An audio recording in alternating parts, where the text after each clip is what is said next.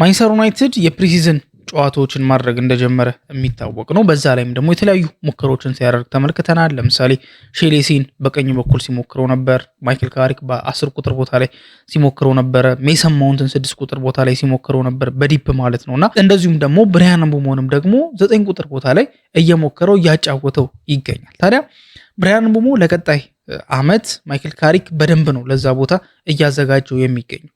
ታዲያ ማይክል ካሪክ ብቻ ሳይሆን እያዘጋጀው የሚገኘው ራሱ ብራያን ምቡሞ ራሱ ለዚህ ቦታ ራሱን በደንብ እያዘጋጀ ነው የሚገኘው። ለዛም ነው የኤምኤምኤ ወይ ደግሞ ሚክስድ ማርሻል አርት ሴሽን እየወሰደ የሚገኘው ወይ ደግሞ ክላስ እየወሰደ የሚገኘው እየተማረ ነው ያለውና ኤምኤምኤ መማሩ ከምን ጋር ነው የሚገናኘው ወይ ደግሞ ምን ጥቅም አለው የሚለውን ነገር በደንብ ለማየት እንሞክራለን። ግን ደግሞ ያንን ፕሮሲጀር ግን ቀድሞ ጀምሮታል ማይክል ካሪክ በታክቲካል አስፔክቱ ወይ ደግሞ ከታክቲክ አንጻር ይሄን ተጫዋች እዛ ቦታ ላይ እንዲለምድ ከተለያዩ ነገሮች ለምሳሌ ሼሌሲን 10 ቁጥር ቦታ ላይ በማድረግ የተለያዩ ነገሮችን ሲያደርግ ተመልክተናል። ብራያን ምቡሞም ደግሞ ራሱ ለዚህ ቦታ እየተዘጋጀ እንደሆነ እየተመለከተን እንገኛለን። አጠቃላይ ስለ ብራያን ምቡሞ አዲሱ ቦታው እንደዚሁም ደግሞ እየተዘጋጀ ስላለበት መንገድ ለማየት እንሞክራለን። ይሄ የመጀመሪያው ርዕሳችን ነው የሚሆነው። ሁለተኛው ርዕሳችን ደግሞ ማንቸስተር ዩናይትድ በግራ ፉልባክ ላይ ተጫዋቾችን እየፈለገ እንደሆነ ይታወቃል። ከበድ ያሉ ታርጌቶችን ይዞ እነዛን ተጫዋቾች የግሉ ለማድረግ ጥረት እያደረገ ነው። ሌዊስ ሆልን፣ ማይልስ ሌዊስ ስኬሊን የመሳሰሉትን ተጫዋቾች እየፈለገ ይገኛል። ከዚህ በፊትም ደግሞ ሌላ ተጫዋችም እንደዚሁ ፈልጎ ያላገኘበት ወይ ደግሞ ያዝውውር እውን ያልሆነበትን መንገድ ተመልክተናል። አሁን ደግሞ ከአዲስ ተጫዋች ጋር ማንቸስተር ዩናይትድ ስሙ ተያይዟል ማለት ነው። ተጫዋቹ ስፔናዊ ተጫዋች ነው። ባርሴሎና በጣም የሚፈልገው ተጫዋች ነው። ሆርጌ ሳሊናስ ይባላል። 19 ዓመቱ ነውና ይሄንን ተጫዋች ማንቸስተር ዩናይትድ እንደ አማራጭ ይዞታል። ማለት ከሌዊስ ሆል እኩል አይደለም ቦታ ያስቀመጠው ወይ ከማይልስ ሌዊስ ስኬሊ እኩል አይደለም፣ ግን ደግሞ ቦታ ይዟል። ከባርሴሎናም ደግሞ ለመንጠቅ ይሄ ልጅ እየተዘጋጀ ይገኛል። ይሄ ዝውውር ምን ይመስላል የሚለውን ነገር ለማየት እንሞክራለን። በመጨረሻም ደግሞ የምናነሳው ስለ ሼሌሲ ነው። ሼሌሲ በዚህ ፕሪሲዝን ጨዋታዎች ላይ ራሱን በደንብ አድርጎ እያሳየ ይገኛል። ከሮዘንበርግ በነበረው ጨዋታ ላይ ጎል አስቆጥሮ ነበረ። ከአትሌቲኮ ማድሪድ ጋር በነበረው ጨዋታ ደግሞ በደንብ ነበር ሲረብሽ የነበረው። በቀኝ በኩል የነበረውን ስፔስ በደንብ አድርጎ ሲያጠቃ ነበር። 10 ቁጥር ቦታ ላይ ሚናውን ሲወጣ ነበረ። አሪፍ የተንቀሳቀሰ ነውና ይሄ ልጅ ሊወራለት የሚገባበት ሰዓት ላይ አልደረሰም ወይ የሚል ሀሳብ ለማንሳት እንሞክራለን ማለት ነው።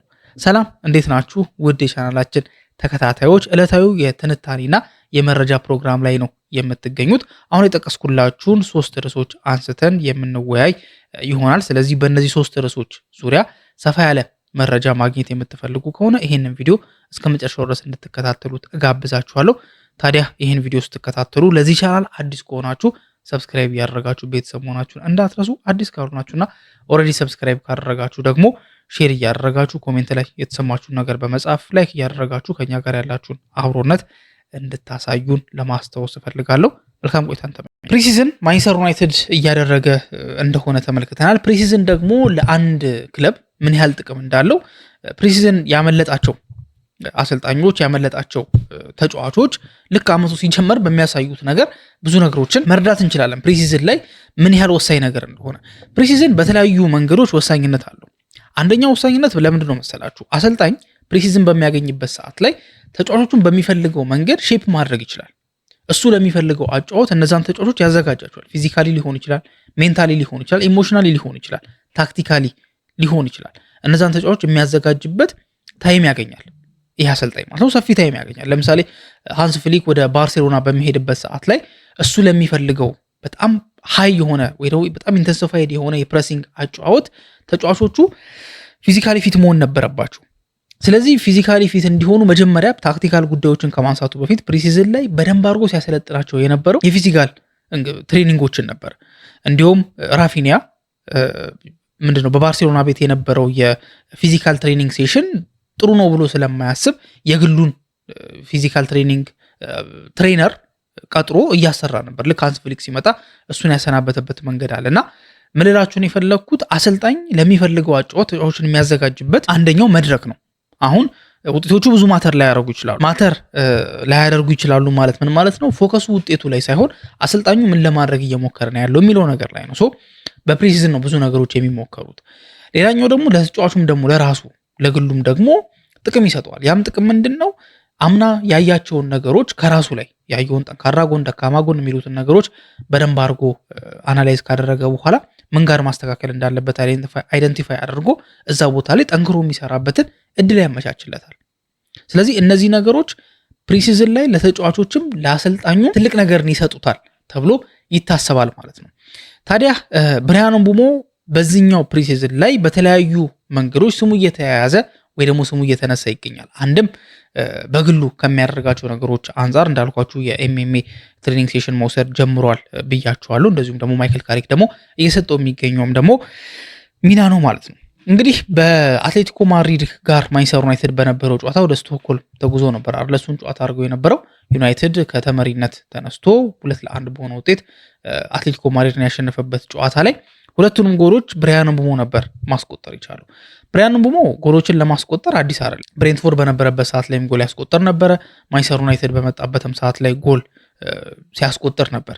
ማለትም ያለፈውን የመጀመሪያ ሲዝኑን ከተመለከታችሁት ጎል አስቆጥሮ በጥሩ ሁኔታ ነው አይደለ እንትን ማጠናቀቅ የቻለው ሲዝኑ። ምንም እንኳን የሆኑ ከፍታና ዝቅቶች ቢኖሩም ግን ያው የፕሮሰሱ አንድ አካል ነው። በአብዛኛው ፐርሰንት ግን ከወሰድን ግን ጥሩ ሲንቀሳቀስ ነበረ። ከሱ የሚጠበቅበትንም ነገር ዴሊቨር ሲያደርግ ነበር። በዚህኛው አትሌቲኮ ማድሪድ ጨዋታው ላይ ግን ሁለት ጎሎችን ማስቆጠሩ ለየት እንዲል ያደረገበት ሪዝን ምንድን ነው? የተሰጠው ቦታ ነበር። ብራያን ምቡሞ ብዙ ጊዜ የሚጀምረው በቀኝ በኩል ነበር አይደለ? ዊንገር ነው ላይክ ተፈጥሯዊ ቦታው ወይንም ደግሞ ይሄ ምድሮ ትራዲሽናሊ ላይክ ዊንገር የሚባል ተጫዋች ነው። በቀኝ በኩል ነው የሚጀምረው ስንመለከተው። ከዛ እየተነሳ ወደ ውስጥ እየገባ ጎሎችን ሲያስቆጥር እንመለከተዋለን። አየር ላይ ኳሶችን እንደዚሁም ደግሞ ለሱ ማይነስ የተደረጉ ኳሶችን በተለያየ መንገድ ሲያስቆጥር እናውቀዋለን። ግን ሲያስቆጥር ግን ብዙ ጊዜ ግን የምንመለከተው ከቀኝ በኩል ተነስቶ በሚያደርጋቸው ሩጫዎች ላይ ነው። አሁን ላይ ግን ብራያን ምቡሞ ሁለት ጎሎችን ሲያስቆጥር 9 ቁጥር ቦታ ተሰጥቶት ነው። ብራያን ምቡሞ 9 ቁጥር ቦታ ላይ ለመጀመሪያ ጊዜ ነው የተሰለፈው የሚል ጥያቄ ካነሳን መልሱ አይደለም። በተደጋጋሚ በሩበን አሞሪም ስር እንኳን ሳይቀር በ9 ቁጥር ቦታ ላይ ይሄ ተጫዋች ሲሰለፍ ነበረ። ማይክል ካሪክም ደግሞ በአንዳንድ አጋጣሚዎች ላይ እሱን ነበር 9 ቁጥር ቦታ ላይ ሲያጫውተው የነበረው አይደለ? ተቀይሮ ሲገባ ነበር ቤንጃሚን ሼሽኮ የማንቸስተር ዩናይትድ ዋና 9 ቁጥር አጥቂ። ትራዲሽናሊ ወይ ደግሞ በተፈጥሮ 9 ቁጥር አጥቂው ሼሽኮ ነበረ። ግን ደግሞ የሼሽኮን ቦታ ግን ለብራያን ምቡሞ ሰጥቶት ሼሽኮ እየተቀየረ ነበር ሲገባ የነበረው። ስለዚህ አዲስ አልነበር። ምቡሞ በተደጋጋሚ እዛ ቦታ ላይ ሲጫወት ነበረ። ግን ደግሞ አሁን ላይ ግን ፕሪሲዝን ላይ ራሱ ሳይቀር ማይክል ካሪክ መሞከሩ ምናልባት ቀጣይ ለሚደረገው ሲዝን ወይ ደግሞ ለሚኖረው ሲዝን ብራያን ምቡሞ 9 ቁጥር ቦታ ላይ በደንብ አስቦበታል። ምክንያቱም ካሪክ ከተመለከታችሁት እያንዳንዱ ውሳኔዎችን በምታዩበት ሰዓት ላይ ሞር ፍላጎቱ ወይም ደግሞ ሀሳቡ ከተገኘ እዛ ቦታ ላይ ናቹራል ፕሌየር ቢኖር አሪፍ። በዛ ናቹራል ፕሌየር ማንቸስተር ዩናይትድ ይጠቀማል። ቡድኑም ደግሞ ፈንክሽን ማድረግ ባለበት ልክ ፈንክሽን ያደርጋል ወይ ደግሞ ጥሩ መንቀሳቀስ ይችላል። ግን ደግሞ የሚሆነው አይታወቅም። ማርኬት ነው። ማርኬቱ ላይ የሚያዝ የሚጨበጥ ነገር የለም። ላይክ ሊመጣ ይችላል ተጫዋች፣ ላይመጣም ይችላል። ስለዚህ አሰልጣኙ ግን ሻርፕ ሆኖ ምንም አይነት ኤክስኪውዝ የፈለገ አይመስልም። ለዩናይትድ ችግሮች የተለያዩ መፍትሄዎችን ለማቅረብ ጥረት እያደረገ ነው የሚገኘው። ከነዛ መካከል ነው ይሄ የብራያን ምቡሞ የሚጠቀሰው። እንደምታውቁት በ6 ቁጥር ቦታ ላይ ማንቸስተር ዩናይትድ 3ኛ ሚድፊልደር ያስፈርማል ተብሎ እየታሰበ ነው የሚገኘው። ያ 3ኛ ሚድፊልደር ማን ነው የሚለው ነገር እስካሁን ድረስ የተረጋገጠ ነገር የለም። የተለያዩ ተጫዋቾች እንደዚሁ ከማንቸስተር ዩናይትድ ጋር ሲያያዙ ተመልክተን ነበር። በተለይ 6 ቁጥር ቦታ ላይ የሚጫወቱ ተጫዋቾች ማለት ነው።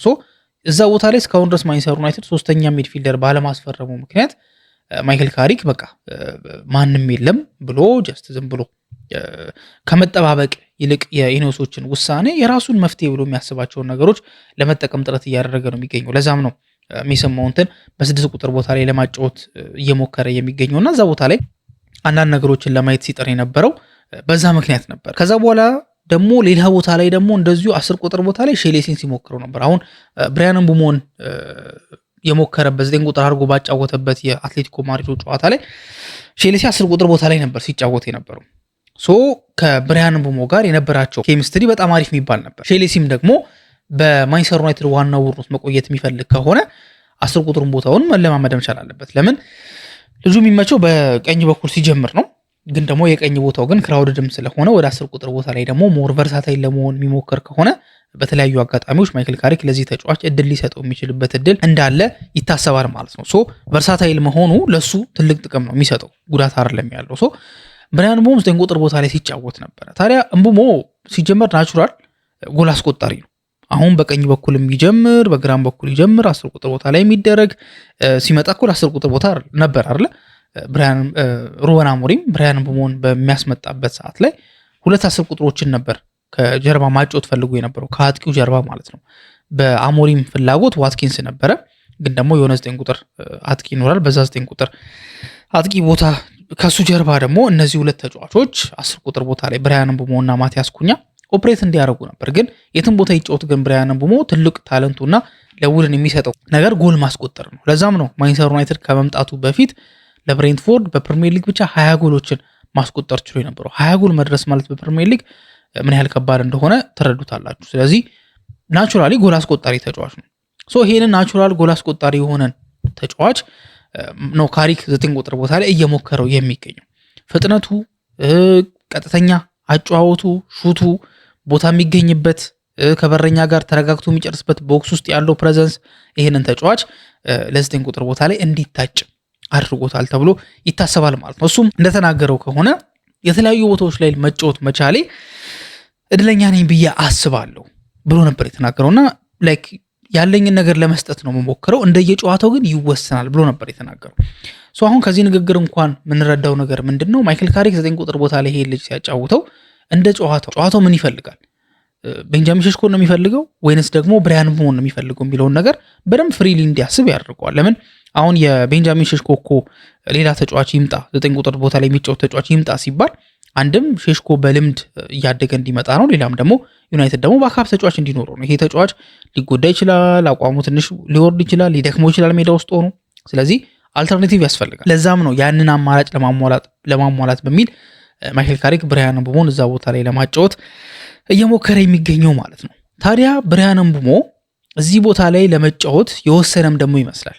ለመሰላችሁ የወሰነ ይመስላል ያልኩት በዚህኛው ፕሪሲዝን ላይ አንድ አዲስ ነገር ጀምሯል። አዲስ ትሬኒንግ ጨምሯል። በፊት የነበረው ሩቲን ላይ በፊት የነበረው የትሬኒንግ እንቅስቃሴ ላይ አዲስ ነገር ጨምሮበታል። ያም ትሬኒንግ ሴሽን ምንድነው? የኤምኤምኤ ወይም ደግሞ ሚክስድ ማርሻል አርትስ ስፖርትን ያንን ትሬኒንግ መውሰድ ጀምሯል። ለምንድነው ያን ነገር እያደረገ የሚገኘው? አሁን ለአዲሱ ሲዝን መምጫ ይሄን ነገር እያደረገ ይሄን ነገር እየሞከረ ነው የሚገኘው። ይሄ ነገር የተመለከትኩት የአንድ የዩቲዩብ ቻናል ብራውኒ የሚባል ዩቲዩበር አለና ከብራያን ምቡሞ ጋር 24 ሰዓትን አሳልፎ ነበረ። በቪዲዮ ላይ መመልከት ትችላላችሁ። ዩቲዩብ ላይ አለ። ቪዲዮ ላይ 24 ሰዓት ከብራያን ምቡሞ ጋር መቆየት ወይንም ደግሞ መዋል አክቹሊ ውሎ ነበር ከብራያን ምቡሞ ጋርና ከመጀመሪያው ጀምሮ ጠዋት ላይ ምንድነው የሚያደርገው ከቁርሱ ጀምሮ፣ ከዛ በኋላ ትሬኒንጎቹ ምንድናቸው፣ ከዛ ምሳውን፣ ከዛ በኋላ ደግሞ መጨረሻ ላይ እንዴት ነው የሚያደርገው ሪከቨር የሚያደርግበት መንገድ ኤቭሪቲንግ ማለት ነው። ያን ነገር አደረገ። ፊዚዮዎች አሉ፣ አይስ ባዝ የሚወስድበት አጋጣሚ አለ። የተለያዩ ብቻ ሌላ ቦታም ልትመለከቷቸው የምትችሏቸውን አይነት ትሬኒንጎችን ሲያደርግ ነው የሚውለው ብራያን ምቡሞ ለአዲሱ ሲዝን እንዲዘጋጅ በሚል ማለት ነውና ኢቨን ኪሎ ራሱ ለመቀነስ እየሰራ እንደሆነም ተናግሯል። አሁን ላይ 81 ነው ያለው። ስለዚህ መሆን ያለብኝ ብሎ ያሰበው እሱ ምንድነው ኦፕቲማል የሚባለው የሱ ዌት ራሱ እንደተናገረው ከሆነ ከ79 እስከ 80 ባለው ነው። በዚህ ሩቲን ውስጥ ነው እንግዲህ ኤምኤምኤን ሲያካተት የተመለከትኩት ማለት ነው። ታዲያ ኤምኤምኤን ያካተተበት ምክንያት ምንድነው? እያሰለጠነው የሚገኘው ሰው ኮች ዴቪድ ይባላል። ዴቪድ ማለት ላለፉት 12 ዓመታት አካባቢ በፈረንሳይ ስፔሻል ፎርስ ውስጥ መስራት የቻለ የቀድሞ የስፔሻል ፎርስ አባል ነው። ስለዚህ እንደዚህ አይነት ኤምኤምኤ የተለያዩ ጁዶ ምናምን የመሳሰሉትን የፋይቲንግ አርቶች የሚችል ሰው ነው ማለት ነው። እና እሱን እያሰለጠኑ የሚገኘው ሩቲን ውስጥ አለ ማለት ነው። ምናልባት ትሬኒንጉን ብትመለከቱት ምንድነው ኳስ አለ ውስጡ የሚለማመድበት ቦታ ላይ ኳስ አለ። ኳሱን ይዞ እሱ ፊዚካሊ ቻሌንጅ ያደርገዋል። ከዛ በኋላ ኳሱን ፕሮቴክት ማድረግ ነው። ከኳስ ውጭም ደግሞ እንደዚሁ ፊዚካሊ ቻሌንጅ ያደርገዋል ዴቪድ የሚባለው ኮቹ። ከዛ በኋላ ደግሞ ላይክ ምቡሞ መከላከል አለበት ምናምን ነገር። ይሄ ለምንድን ነው እንደዚህ እያደረገ የሚገኘው የሚለውን ነገር ስንመለከት አንደኛ የሚጫወትበት ሊግ ፊዚካል መሆኑ መረሳት የለበትም። ግን ይሄ ተጫዋች ግን ለመጀመሪያ ጊዜ አይደለም በፕሪሚየር ሊግ የመጣው አይደል። ለምሳሌ ቤንጃሚን ሼሽኮ ጀመረ ብንል ሼሽኮ ከዚህ በፊት ፕሪሚየር ሊግ ተጫውቶ አያውቅም። ስለዚህ ስለ ፊዚካሊቲው ፕሪሚየር ሊግ ምን ያህል ፊዚካል የሆነ ሊግ እንደሆነ ዛትማች አይዲያው አይኖረውም።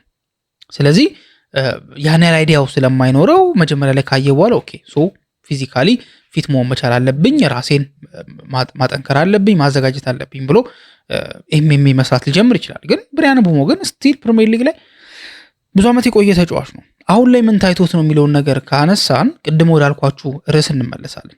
ማይክል ካሪክ ይህንን ተጫዋች 9 ቁጥር ቦታ ላይ አድርጎ ለማጫወት እያሰበ ነው። 9 ቁጥር ቦታ ማለት ደግሞ ምን ማለት ነው? ከክንፍ ይልቅ 9 ቁጥር ቦታ ላይ ሞር ፊዚካሊ ተጫዋቾች ቻሌንጅ ይደረጋሉ። ለምን መሀል ላይ ነው የሚሆነው። 9 ቁጥር ሲሆን በሁለቱ የመሀል ተከላካዮች መሀል ነው የሚሆነው። በፕሪሚየር ሊግ ደግሞ አንድ ያልተጻፈ ህግ አለ። የፕሪሚየር ሊግ ሁለቱ የመሀል ተከላካዮች ግዙፍ ናቸው። ስለዚህ ፊዚካሊ በጣም ቻሌንጅ ያደርጉታል።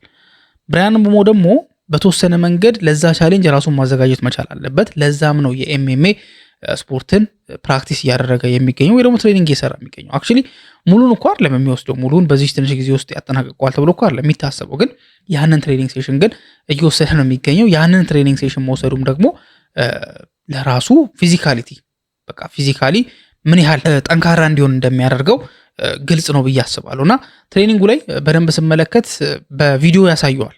ሰውየው ዴቪድ የሚባለው አሰልጣኙ በቪዲዮ ያሳየዋል እና አንድ ከማንቸስተር ሲቲ ጋር በነበረው ጨዋታ ነበር እንደ ምሳሌ በታብሌቱ ላይ ሲያሳየው የነበረው። በቀላሉ ብራያን ምቡሞ ሲገፋ የሚያሳይ ቪዲዮ ነበር እና እሱን አሳይቶት ችግሩ ምን እንደሆነ ራሱ እየነገረው ነበር። መጀመሪያ መሬቱን በደንብ መርገጥ መቻል አለብህ ከመጋፋት በፊት ምናምን የሚሉ ነገሮችን ብቻ ቴክኒካል የሆኑ ምክሮችን ሲሰጠው ነበርና ከዛ በኋላ ነው ያንን ነገር እንዲያስተካክል በሚል ትሬኒንግ ሲሰሩ ነበረ። በጣም ጠንከር ያለ ትሬኒንግ ነበር። ስለዚህ ማይክል ካሪክም ይሄንን ተጫዋች 9 ቁጥር ቦታ ላይ ለማድረግ እያሰበ ይገኛል። ራሱ ብራያን ምቡሞም ደግሞ ለዛ ቦታ ራሱን ብቁ ለማድረግ በሚል አንዳንድ ሴሽኖችን ወይ ደግሞ ትሬኒንጎችን እየወሰደ ይገኛል። ሚክስድ ማርሻል አርት ደግሞ መውሰዱ ደግሞ ምን ያህል ለዚህ ቦታ ላይ ራሱ እንደ ጠንካራ ተፎካካሪ ለማቅረብ እንደወሰነ ማሳያ ነው ተብሎ ይታሰባል ማለት ነው። ወደ ሁለተኛው ርዕሳችን ደግሞ በምንሄድበት ሰዓት ላይ ማንቸስተር ዩናይትድ በግራ ፉልባክ ላይ ተጫዋች እየፈለገ እንደሆነ ይታወቃል። ሉክሾ ያለበትን ነገር ታውቁታላችሁ። ፓትሪክ ዶርጉ ደግሞ ሞሮፍ ወደ ክንፍ ቦታ ሊጫወት እንደሚችል እየተነገረ ነው የሚገኘው። ስለዚህ ማንቸስተር ዩናይትድ አሁን ላይ ፉልባክ ማስፈረም አለበት። ፉልባክ ማለትም ደግሞ የግራ ፉልባክ ላይ ሉዊስ ሆልን ሲፈልግ ነበረ። አንዳንድ ንግግሮች ተደርገዋል የሚሉ ነገሮች አሉ። በኒውካስል በኩል ደግሞ አንዳንድ ጠንካራ የሆነ አቋሞችንም ሰሞኑን ተመልክተናል። በአርሰናልም በኩል ደግሞ ማይልስ ጁስ ስኬሊን ለመልቀቅ ደግሞ ያላቸው ፈቃደኝነትም ትንሽ ሎ ነው እና እነዚህ ነገሮች አንድ ላይ ስታደርጓቸው ሁለቱ ተጫዋቾች ላይ ብቻ ማንቸስተር ዩናይትድ ጥገኛ ሆኖ እነሱ ተጫዋቾች ፍሪ እስኪሆኑ ድረስ መጠበቅ አለበት ተብሎ አይታሰብም። ስለዚህ እነዚህ ተጫዋቾች የማይሆኑ ከሆነ ማለትም ወደ ማንቸስተር ዩናይትድ የማይዘዋወሩ ከሆነ ሌሎች አማራጮችን ለማየት ሞክሯል። ስለዚህ ያንን አማራጭ ደግሞ ለማየት ወደ ስፔን ተጉዞ ሬሲንግ ሳንታንደር ለሚባል ቡድን የሚጫወት አንድ የግራ ፉልባክ ሆርጌ ሳሊናስ የሚባል የግራ ፉልባክ ማንቸስተር ዩናይትድ ታርጌት ማድረግ ጀምሯል። ታዲያ ይሄ ተጫዋች 19 ዓመቱ ላይ ነው የሚገኘው። ጥሩ ተስፈኛ የሚባል ተጫዋች ነው እና ግን ደግሞ ማንቸስተር ዩናይትድ ግን ብቻውን አይደለም ይሄንን ተጫዋች የሚፈልገው፣ ተፎካካሪ ያለበት። ለምሳሌ ሉዊስ ሆልን እስካሁን ባለው ያው ቼልሲዎች ይፈልጉታል የሚል ነገር አለ። ጥያቄም አቅርበው ነበር። እሱንም ለማነጋገር ለማግባባት ሞክረው ነበር፣ ግን እሱ ብዙም ፍላጎት አልነበረውም የሚሉ ነገሮችን ተመልክተናል። ከዛ ውጭ ግን በጣም ይሄ የተቃረበበት እንዲሁም ልጁ የሚፈልገው ዩናይትድን እንደሆነ ምናምን የተዘገበው። አሁን ላይ ግን ባርሴሎና በጣም ታርጌት ያደረገውና እሱን ለማስፈረም እየተንቀሳቀሰ የሚገኘውን ተጫዋች ነው ማንቸስተር ዩናይትድ ከባርሴሎና ላይ ለመንጠቅ እየተዘጋጁ የሚገኙት። የስፔኑ ተነባቢ ጋዜጣ ስፖርት እንዳስነበበው ከሆነ ማንቸስተር ዩናይትዶች የሳሊናስ ፈላጊ ሆኖ ብቅ ብለዋል። ታዲያ ማንቸስተር ዩናይትድ ይሄን ልጅ ሲፈልገው ሉዊስ ሆልን ከዚህ በኋላ አንፈልገውም ብለዋል። አሁንም የሉዊስ ሆል የ21 ዓመቱ ወጣት የግራ ፉልባክ አድናቂ ናቸው፣ ፈላጊም ናቸው፣ ስቲልም ይፈልጉታል ይሄንን ተጫዋች ማለት ነው። ግን ደግሞ ኒውካስል ያለበት ሁኔታ ግን ለመሸጥ ብዙም ፍላጎት ያላቸው አይመስሉም። ጠንካራ ተደራዳሪ ለመሆን እየሞከሩ ነው የሚገኙት። ስለዚህ ዩናይትድ መክፈል ካለበት ገንዘብ በላይ ሊከፍል የሚችልበት እድል ስላለ ማንቸስተር ዩናይትድ ይሄን ነገር ቀድሞ ሳይቃጠል በቅጠል ነው የሚባለውና ቀድሞ ገና በእንጭጩ ለማስቀረት በሚል ሉዊስ ሆልንም እየፈለገ እሱ ላይም ያለውን ሲቹዌሽን ኒውካስሎች ይለቁታል ወይስ አይለቁትም የሚለውን ነገር ስቲል ለማወቅ እየሞከረ ግን ደግሞ ወደ ስፔን ተጉሶ ደግሞ ወደ ሆርጌ ሳሊናስ ደግሞ ፊቱን ለማዞር እየሞከረ ነው የሚገኘው። ስለዚህ እሱ ላይ ነው ትኩረቱ ያለው በዚህ ሰዓት ላይ ማለት ነው። ባርሴሎና ይፈልገዋል ብያቸዋለሁ ይሄንን ተጫዋች። ታዲያ ባርሴሎና ይሄን ልጅ አሁን ላይ አክቲቭሊ እየተንቀሳቀሱ አይደለም የሚገኙት። ስፖርቲንግ ዳይሬክተራቸው ዴኮ አሁን ላይ ፎከስ እያደረገ የሚገኘው የማጥቃት ክፍሉን ለማጠናከር። ለምንድነው የሚያጠናክረው? ተዳክሞበታል። ሮበርት ሌዋንዶስኪ ለቋል ከክለቡ ጋር። ስለዚህ እሱም የሚተካ ተጫዋች ያስፈልጋል። ማርከስ ራሽፎርድ ከባርሴሎና ጋር እንደማይቀጥል ተረጋግጧል። ፌራን ቶሬዝ ወደ ፒኤስጂ ሊሄድ የሚችልበት እድል አለ። ስለዚህ እነዚህ ሁላ ፖሲቢሊቲዎች ስላሉ አሁን ላይ የዴኮ ፎከስ የማጥቃት እንቅስቃሴውን በደንብ አድርጎ ለማጠናከር። ለዛም ነው አሁን ላይ ከሳሊናስ ጋር እንቅስቃሴዎች ነበሩ፣ ንግግሮች ነበሩ። ግን አሁን በቅርቡ ግን በባርሴሎና እና በሳሊናስ መካከል ያለው ንግግር ለጊዜው ተቋርጧል። በዚህ ሰዓት ላይ ነው እንግዲህ ማንቸስተር ዩናይትድ ይሄንን አጋጣሚ ለመጠቀም በሚል ይሄን አጋጣሚ እንዳያልፈኝ በሚል ፈጠን ብሎ ወደ ሆርጌ ሳሊናስ ዝውውር እጁን ለማስገባት የሞከረውና ይሄንን ተጫዋች የግሉ ለማድረግ እየሞከረ የሚገኘው። ታዲያ ሆርጌ ሳሊናስ አሁን ላይ አይደለም ማንቸስተር ዩናይትዶች ይሄ ልጅ የፈለጉት። ላይክ በቃ ሉዊስ ሆል ዝውውሩ ትንሽ ከበድ የሚል ይመስላል፣ ስለዚህ ይቅርና ወደ ሌላ ተጫዋች ደግሞ እንፈልግ ብለው ዞሮ ሲሉ ሳሊናስን አይተውት አይደለም ወደ ሳሊናስ ሙሉ ፎከሳቸውን ለማድረግ እየሞከሩ ያሉት። አክቹሊ ሙሉ ፎከስ አይደለም እኮ የሚባለው አይደል? አሁንም ሆልን ይፈልጉታል፣ ግን እንደ ኦልተርኔቲቭ እንዲሆን እንደ አማራጭ እንዲሆን ግን ሳሊናስንም መከታተል አለባቸው። ሶ አሁን ላይ ድንገት የመጣ እቅድ አይደል። ልክ ይሄ ነገር በጁላይ ወር ላይ በአንደር 19 ሻምፒዮንሺፕ ነበር በዌልስ ተዘጋጅቶ የነበረውና ለስፔን ከ19 ዓመት በታች ቡድን ሲጫወት የነበረ ተጫዋች ነበረ። ያው ስፔን ይሄንን ዋንጫ ማሳካቷ ይታወቃል። በዛ ዋንጫ ላይም ደግሞ ይሄ ልጅ አስተዋጽኦ ቀላል የሚባል አይደለም። ሶ በዛ እንቅስቃሴ ላይ ማንቸስተር ዩናይትዶች ይሄ ልጅ ተመልክተውታል። ይሄ ልጅ ያለውን አቅም ተረድተዋል። ይሄ ልጅ ምን አይነት ተጫዋች እንደሆነ ገብቷቸዋልና ለዛም ነው አሁን ላይ ወደሱ ለመመለስ እየሞከሩ የሚገኙት ማለት ነው። ሶ ይሄ ልጅ አሁን ላይ እንዳልኳችሁ ከ19 ዓመት በታች የስፔን ብሔራዊ ቡድን ውስጥ ነው ተጫውቶ ሻምፒዮን ለመሆን የቻሉት። ማንቸስተር ዩናይትድም ይሄ ልጅ በዛ ነው ያየው ብያቸዋለሁ። ግን ያ ማለት ግን ይሄ ልጅ ለወጣት ቡድኑ ነው የሚጫወተው ማለት አይደለም። ቀጥታ አሁን ላይ ኢኖሶች በልጁ በጣም ይተማመናሉ።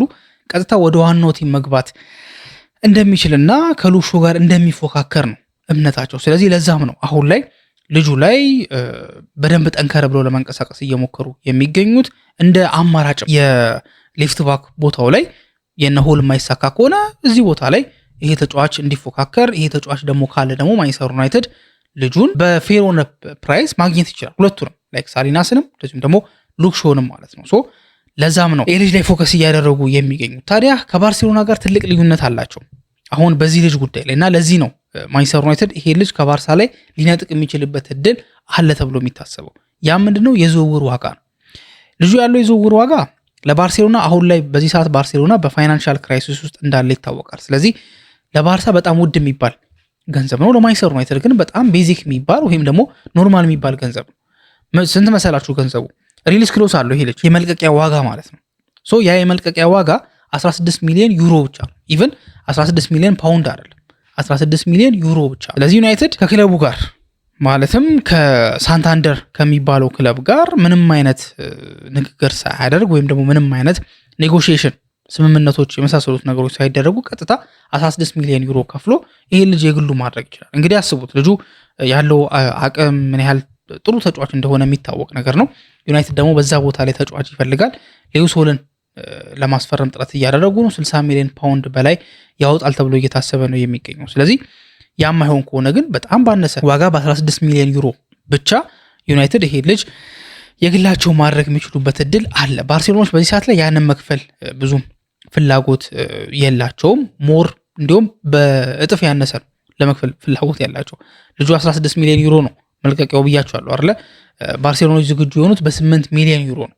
እሱንም በሁለት ተከፍሎ 6 ሚሊዮን ዩሮ አሁን ላይ ቀጥታ የሚከፈል 2 ሚሊዮን ዩሮ ደግሞ እየታየ የሚጨመር ማለት ነው። ኢቨን ይሄ ራሱ ቻሌንጂንግ ስለሆነባቸው ባርሴሎናዎች ተጫዋች በውሰት ውል ለሬሲንግ ሳንታንደር ልከው ከዛ በኋላ ያው ገንዘቡን ለመቀነስ በሚል ማለት ነው። ማንቸስተር ዩናይትድ ግን ይሄ ልጅ ማስፈረም የሚችልበት እድል አለ። መልቀቂያ ዋጋውን ቀጥታ መክፈል የሚችል ከሆነ ከዛ በኋላ በፐርሰናል ጉዳዮች ላይ መደራደር ነው። ፐርሰናል ጉዳይ ደግሞ አሁን ላይ በተለይ ተጫዋችና ክለብ መካከል ብዙም ችግር ሲፈጥር እየተመለከትን አይደለምና አሁንም ችግር ይፈጥራል ተብሎ አይታሰብም። ስለዚህ ዩናይትድ ሆልንም ሆነ ሉዊስ ስኬሊን የማያገኝ ከሆነ ለነሱ አማራጭ የሚሆን ተጫዋችን እንዳዘጋጀ መረጃዎች እየወጡ ይገኛሉ።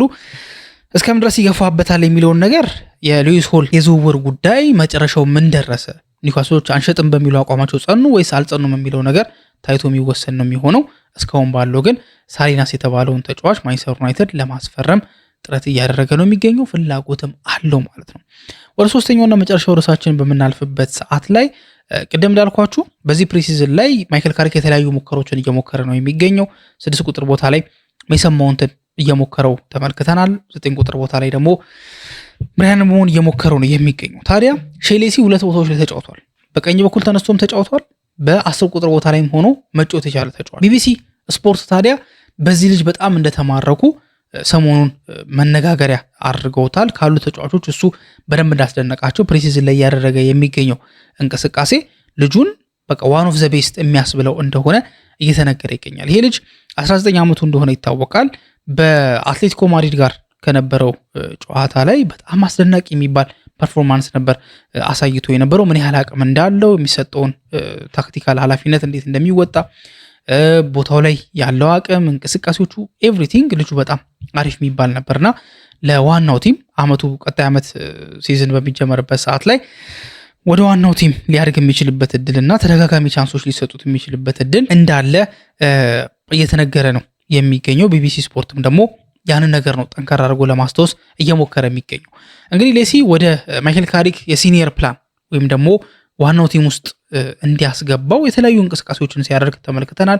እስካሁን ድረስ 3 ጊዜ በፕሪሚየር ሊግ ተቀይሮ ገብቶ ጨዋታዎችን ማድረግ የቻለበት አጋጣሚ አለ። የኤፍኤ ካፕ ጨዋታ ላይም እንደዚሁ ተጫውቶ ነበር። ያው ዩናይትድ አንድ ጨዋታ ብቻ አይደለ በኤፍኤ ካፕ የተጫወተው ከብራይተን ጋር በነበረው ጨዋታ፣ እዛ ጨዋታ ላይ ይሄ ልጅ ተሳትፎ ነበረ። ከዛ በኋላ ግን ከ21 ዓመት በታች ቡድን ውስጥ አሪፍ የሆነ እንቅስቃሴን ሲያሳይ ነው የተመለከት ነው። 5-0 ማንቸስተር ዩናይትድ ሮዘንበርግን ባሸነፈበት ጨዋታ ላይ ጎል አስቆጥሮ ነበረ። ከአትሌቲኮ ማድሪድ ጋር በነበረው ጨዋታ ግን እንዳልኳችሁ ምንድነው ሲረብሻቸው ነበረ። የቢቢሲ ጸሐፊ የሆነው ሪፖርተር የሆነው ሳይመን ስቶን ደግሞ የዚህ ልጅ ብቃት በተለየ መንገድ መታየት እንዳለበትና መናቅ እንደሌለበት ጠንከር አድርጎ ተናግሯል። ቢያንስ በዚህ ፕሪሲዝን ካደረጋቸው ነገሮች አንጻር ወይ ደግሞ በዚህ ፕሪሲዝን ሲያደርጋቸው ከታዩት ነገሮች አንጻር ማለት ነው። ሳይመን ስቶን የሚለው ከሆነ ተደጋጋሚ ዕድሎች ሊሰጡት ይገባል። በተለይም ከአትሌቲኮ ማድሪድ ጋር የነበረው ጨዋታ በጣም የሚያስደንቅ ነበረ። በደንብ አድርጎ ነበር ሲረብሽ የነበረው። ኢቨን ብራያን ምቦሞ ላስቆጠረው ፔናልቲ ጎልም ደግሞ ፔናልቲ ያስገኘው ተጫዋች ራሱ ሼሌሲ ነበርና ያለው እንቅስቃሴ ምን ያህል አትሌቲኮን ሲፈትን እንደነበረ በፕሪሲዝን ጨዋታ ላይ እንደተመለከተ የቢቢሲ ስፖርት ሪፖርተር የሆነው ሳይመን ስቶን ተናግሯል ማለት ነው። ግን ደግሞ አንድ መረሳት የሌለበት ነገር ምንድነው ሼሌሲ የሚጫወትበት ቦታ አሁን ላይ ሞር እድለኛ አይደለም ማለት እንችላለን፣ ወይ ደግሞ እድለቢስ ነው የሚያስብለው ቦታ ላይ ነው እየተጫወተ የሚጫወተው እንደሚታወቀው ዋናው ቦታው ተብሎ የሚታሰበው በቀኝ በኩል ያለው የማጥቃት ቦታ ነው። በቀኝ በኩል ያለው የማጥቃት ቦታ ላይ ነው። እዛ ቦታ ላይ ደግሞ ዩናይትድ ከበቂ በላይ ተጫዋቾች አሉት። በዛ ቦታ ላይ ማን አለ? ብራያን ምቦሞ አለ። በዛ ቦታ ላይ ማን አለ? አማድ ዲያሎ አለ። ስለዚህ እዛ ቦታ ላይ ትልቅ ቻሌንጅ ነው የሚጠብቀው፣ በጣም ትልቅ ቻሌንጅ ነው የሚጠብቀው። በቀላሉ ይሄን ነገር ማድረግ ይችላል ተብሎ አይታሰብም። ግን ደግሞ የቢቢሲ ስፖርት ጋዜጠኛው ግን እንደሚናገረው ከሆነ ምንም እንኳን አማድም እንደዚሁም ደግሞ ብራያን ምቦሞም ጥሩ የሚንቀሳቀሱ የቀኝ ክንፍ ተጫዋቾች ቢሆኑም ይሄ ልጅ ግን ተቀይሮ እየገባ የተወሰነ ደቂቃዎችን ማግኘት መቻል አለበት የሚል ጠንከር ያለ ሐሳብ ለማንሳት ሞክሯል። በዛም ደግሞ እየተሟገተ ያለበትን መንገድ ነው እየተመለከትን የምንገኘው። ግን አንድ ደግሞ መረሳት የሌለበት ሌላኛው ነገር ምንድነው የፕሪሲዝን ፐርፎርማንስ ልክ ሊግ በሚጀምርበት ሰዓት ላይ አመቱ በሚጀምርበት ሰዓት ላይ የግድ ጥሩ ይንቀሳቀሳል፣ የግድ ያንን አቋሙን ያሳያል ብሎ መናገር ግን እንዳልሆነ ሊሰመርበት ይገባል። ይሄ ልጅ ግን ኤክሴፕሽናል አለው። ኤክሴፕሽናል ነው ይሄ ልጅ። ያ ኤክሴፕሽናል ምንድነው? ተጫዋቹ አመቱ ይሄ በጨረስነው አመት ላይ በተለያየ አጋጣሚ እንዳልኳችሁ 3 ጊዜ ፕሪሚየር ሊግ ላይ ተጫውቷል፣ ተቀይሮ እየገባ በኤፍኤ ካፕ ተጫውቷል። ስለዚህ ያሳየው ፐርፎርማንስ አሁን ድንገት ፕሪሲዝን ላይ መጣ ሳይሆን አመቱን ሙሉ ቻንስ በተሰጠው ቁጥር ያንን ቻንስ በአግባቡ እየተጠቀመ ያመጣው ቦታ ነውና ጀስት ፕሪሲዝን ላይ ብቻ ያደረገው ነገር ነው ተብሎ መታሰብ የለበትም። ይሄ ነገር ለሱ ኤክሴፕሽናል ነው ተብሎ ይታሰባል። ከዛ ውጭ ግን አሪፍ እንቅስቃሴ እያደረገ ነው የሚገኘው፣ እድል ሊሰጠው ይገባል ሲልም የቢቢሲ ስፖርት ጸሐፊው ሳይመን ስቶን ተናግሯል ማለት ነው። የእናንተ ሀሳብ ግን ምንድን ነው የሚለውን ነገር ደግሞ እንመልከት። ይሄ ልጅ እድል ይገባዋል ብላችሁ ታስባላችሁ ወይስ ፕሪሲዝን ላይ ያሳየው ነገር ሊሸውድ አይገባም የሚል ሀሳብ ነው ያላችሁ? ስለ ብራያን ምቦሞስ የኤምኤምኤ ስልጠናና ፊዚካሊ ራሱን ለማዘጋጀት እየሄደበት ያለውን መንገድ እንዴት ታዩታላችሁ? ስለ አዲሱ ማንቸስተር ዩናይትድ ስሙ እየተያዘ የሚገኘውም ሆርጌ ሳሊናስ የተባለው ተጫዋች ስለሱስ ያላችሁ ሀሳብ ምንድን ነው የሚለውን ነገር በኮሜንት ሴክሽን ታስቀምጡልን እንጠይቃችኋለን። እስካሁን ድረስ አብራችሁን ስለቆያችሁ አመሰግናለን። በቀጣይ ፕሮግራም እስከምንገናኝ ድረስ መልካም ጊዜ ይሁንላችሁ።